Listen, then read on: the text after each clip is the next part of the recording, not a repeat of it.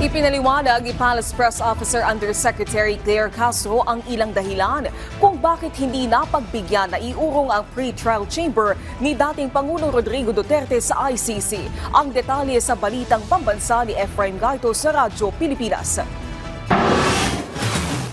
Hindi umubra sa International Criminal Court o ICC ang ginawang delaying tactics ng kampo ni dating Pangulong Rodrigo Duterte kasunod ng ikinasang pre-trial chamber ng ICC nitong Biyernes. Sa panayam ng programang Prangkahan na kay Palace Press Officer Undersecretary Claire Castro, pinaliwanag nito ang mga naging dahilan kung bakit hindi pinagbigyan ng ICC ang hiling ng kampo ni dating Pangulong Duterte na iurong ang pre-trial chamber sa susunod na linggo. Una ay nasa maayos na kalusugan naman ng dating Pangulo kaya makaka-attend pa rin ito sa pre-trial proceeding. Gayon din ay hindi naman kailangan ang dagdag na paghahanda dahil binasa lang naman sa pre-trial chamber ang mga kasong kinaharap ni Duterte.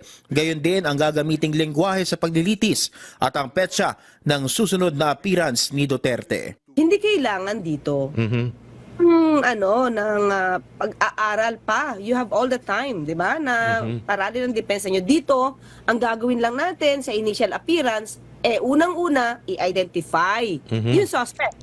Lagi naman, ni dating Pangulong Duterte.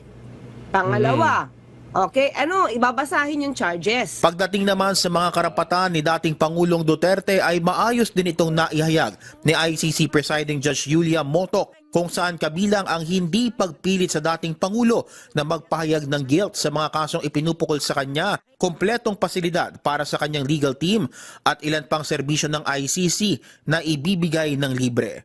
Ikakasa ang susunod na pagdinig ng ICC kay dating Pangulong Rodrigo Duterte sa September 23, 2025. Mula sa PBS Radyo Pilipinas, Efraim Gaitos para sa Balitang Pambansa.